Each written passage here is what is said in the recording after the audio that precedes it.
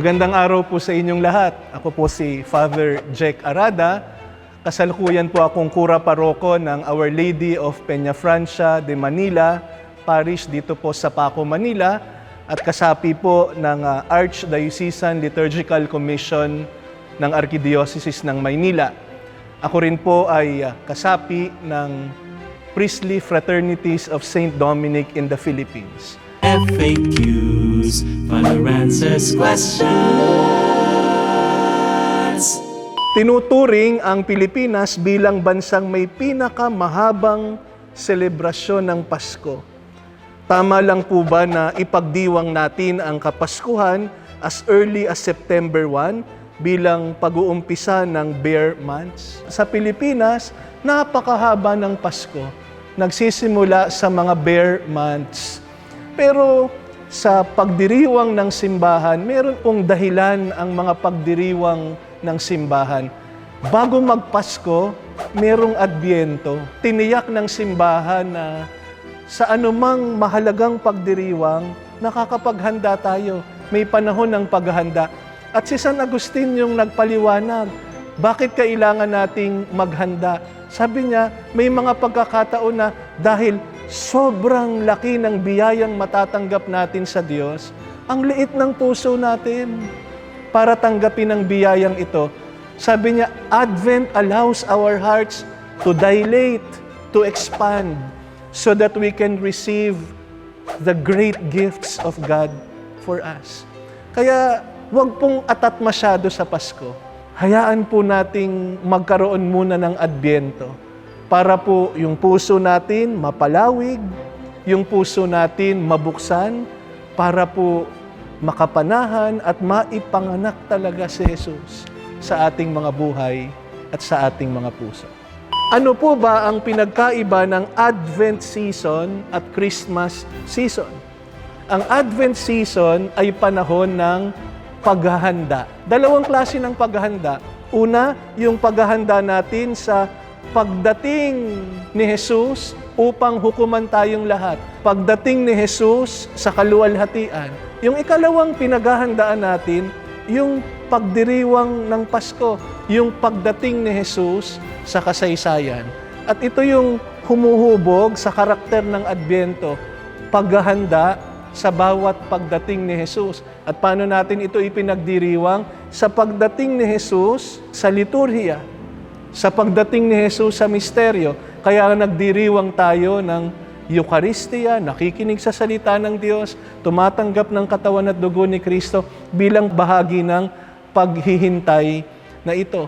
Yung Pasko naman, ay ito yung pagdiriwang natin kung papaano natin pinaghandaan. Yung Pasko ay yung pagdiriwang natin ng kapanganakan ni Jesus.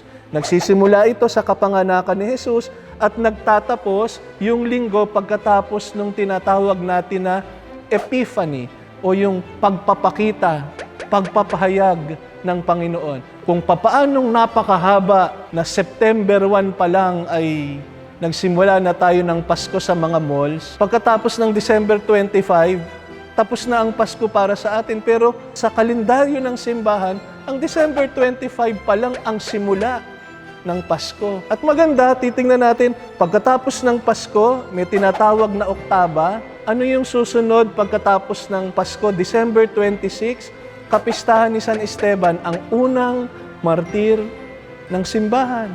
Pagkatapos ay ipagdiriwang natin yung kapistahan ng banal na pamilya para ipaalala sa atin yung kahalagahan ng pamilya. Si Jesus, upang maging bahagi ng sangkatauhan, piniling maging bahagi ng isang pamilya. Tapos merong pagdiriwang ng Feast of the Holy Innocents, kung papaanong dahil sa kasakiman ng isang hari, pinatay ang lahat ng mga panganay dahil sa pagiging insecure niya kay Jesus na hari ng mga hari. Yung Pasko hindi lang tungkol sa mga kutitap ng mga Christmas lights at kagandahan ng Christmas trees at mga parol. Ang Pasko ay tungkol sa paninindigan natin kay Jesus. Ano po ang kahalagahan ng Advent wreath? Ano ang sinisimbolo nito? Isa din ba itong dekorasyong pang Pasko na pwede naming ilagay sa aming mga tahanan? Ito po yung Advent wreath, no? Yung bilog ay simbolo ng walang hanggang pag-ibig ng Diyos. Kung papaanong ang bilog ay walang simula at walang dulo, ganun din ang pag-ibig ng Diyos. Yung 4 na kandila ay simbolo ng 4 na linggo ng Adbyento. At makikita natin 3 kulay violet o kulay ube at 1 kulay rosas. Sapagkat yung pangatlong linggo ng Adbyento, ang tawag natin ay Gaudete Sunday. 1 linggo ng pagsasaya. Ang sinisindihan nating kandila ay ang kandilang kulay rosas. Kahit ang damit ng pare, pag nagmimisa kulay rosas. Anong ibig sabihin ng rosas? Ito yung kulay ng kaligayahan.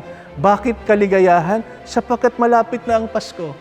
Kinasasabikan yung pagdating ni Jesus. Ang pagsisindi ng mga kandila sa korona ng Adbyento ay ginagawa talaga sa mga tahanan. Bagamat ginagawa natin sa loob ng simbahan, ngayong taong ito, lalo na ngayong pandemya, hinihimok yung mga pamilya gumawa ng Advent wreath sa kanya-kanyang mga tahanan at sisindihan yung mga kandila bago maghapunan. Pero hindi lang basta sisindihan yung kandila, paano gagawin? Makikinig sa salita ng Diyos at magdarasal.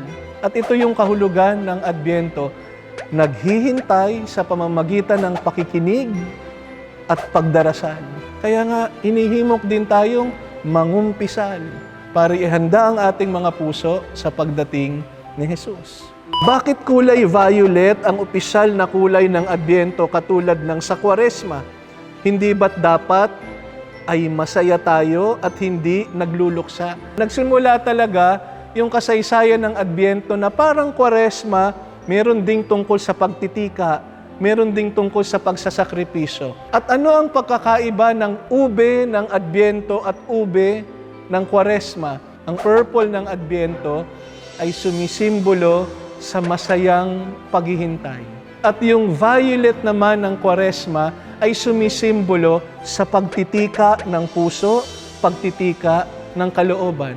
Parehong tungkol sa paghahanda. Kaya nga si Juan Bautista, maririnig nating sasabihin niya, ipatag yung mga bundok, punuin yung mga lambak para ipaghanda ng daraanan ang Panginoon.